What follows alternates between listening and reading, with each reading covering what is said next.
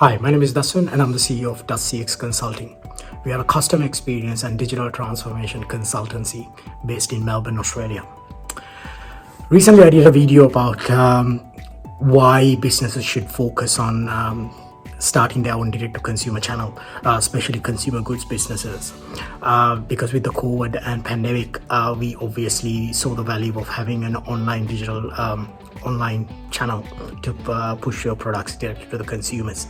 So today I actually want to talk about 5 things that you must consider before you starting your own direct to consumer channel, because a lot of people always think the biggest thing they have to focus on is technology. In my experience, technology is very easy problem to solve. There are quite a lot of other things that you must get right, otherwise you're gonna lose in the market.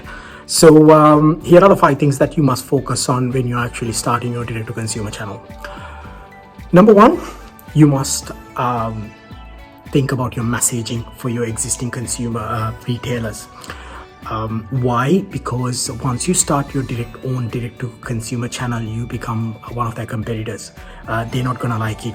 This is one of the biggest problems a lot of big companies face today, because they have massive volumes. They have massive volumes going through retailers, and when they start their own direct to consumer channel, they can heavily discount, and your consumers, your retailers do not like that idea. So it's a very sensitive thing. A lot of companies actually rely on options like loyalty programs, make it like an exclusive membership, things like that. So that's we actually working with few clients who are actually looking at those options. So you have to make sure you get your messaging right, because when you are the manufacturer, when people buying it from the source, obviously you can heavily discount, and your retailers don't like that. So getting your messaging right and thinking about how we're going to answer that question when your retailers ask that question about what's the pricing and things like that. You have to make sure you have a really good solid answer to give them, because I don't think you want to you don't want to lose your existing channels, or you don't want them to start rejecting your products. So because there are so many instances that we hear retailers, especially in Australia as well, they're actually refusing to list some of the products, because obviously they don't want to compete, and a lot of retailers, a lot of large retailers have that full control over what products they want to list and things like that. So in the short term, you don't want to lose that. So that's number 1. Number 2 is fulfillment, getting your fulfillment process right. You as a business, obviously today, I'm sure if you have your B2B channels, your fulfillment process is very different when it's come to a D2C operation, because you must be dealing with pallets and large maybe containers of products when you're sending it to your B2B customers, your retailers. But when you actually start your own direct to consumer channels, that whole thing changes, because you have to now deal with individual customers. You have to ship individual products. So a lot of companies, this is where actually a lot of companies struggle, is because it's a massive investment, like for you to change that entire model. So you have to make sure that you get that right. So one of the recommendations we make to our customers, our clients, look at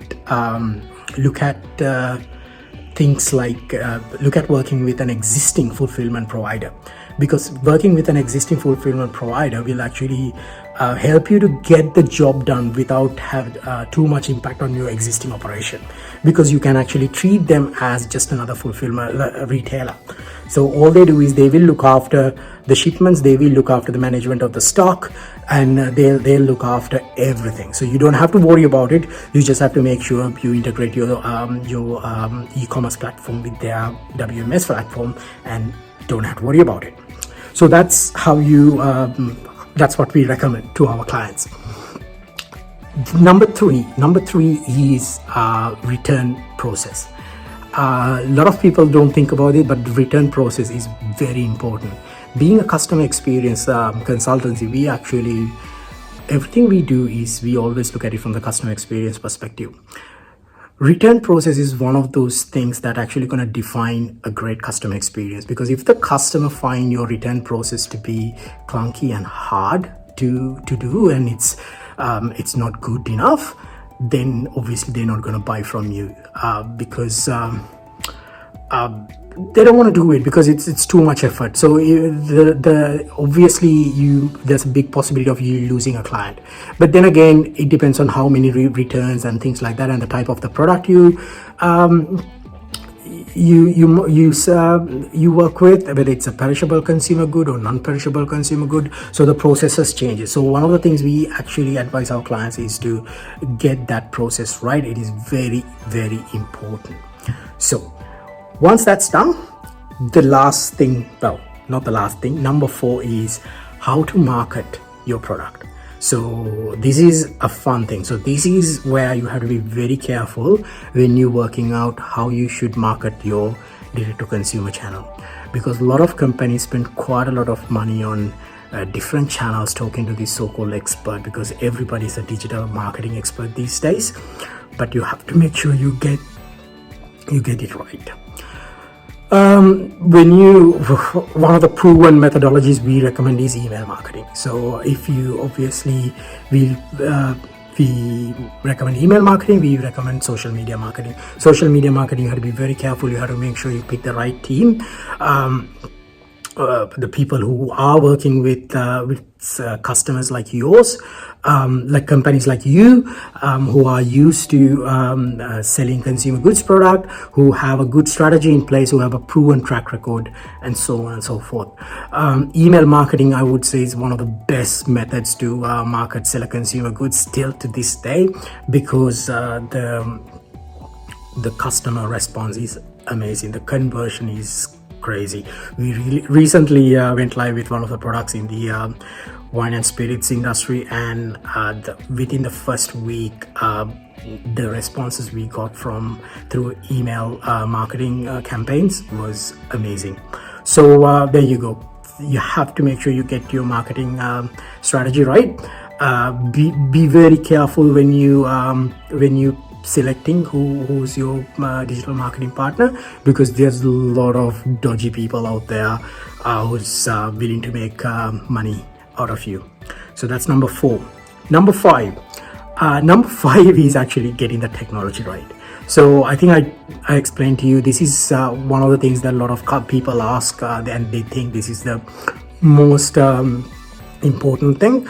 But in my experience, it's actually not the most experienced thing, because there are so many tools available in the market. It's all about picking the right one.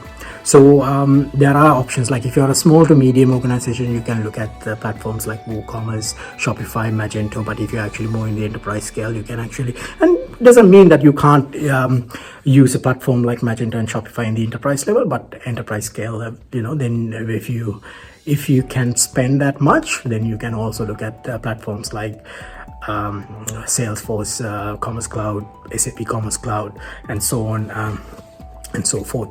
So one of the things we recommend our customers to consider is your current setup. Do you have a team to manage these e-commerce platforms? Because a lot of small to medium organizations have lean teams, don't have many resources to throw into a project. So for customers like that, we recommend platforms like Shopify or WooCommerce or something like that. They're still capable platforms, especially Shopify. I'll be honest with you, it's one of my favorite platforms. Has its faults, but as a turnkey solution, if you're looking for something that can enable you to go to market within a short period of time, Shopify is something I would strongly recommend, because and the ecosystem, the app system is extremely powerful. But you will definitely need a lot of you will need technical expertise or technical support as you progress. But on day one, if you want to get a site up and running, you can do it without any technical knowledge yourself. So there you go, guys. So those are the 5 things you must consider if you're considering starting your own direct-to-consumer channel. So we obviously help customers starting their own direct-to-consumer channel, being a customer experience consultancy. We help customers around setting it up, designing the solution, so you can actually deliver a great D2C experience to your customers and be successful. So obviously you can take this what I shared with you and try it out yourself. And if you have any questions, let us know. And if you want to get it done faster and better, just feel free to reach out to us. We're happy to help. So yeah, hope you find it helpful. Please leave a thumbs up and subscribe to this channel. Thank you very much. Bye bye.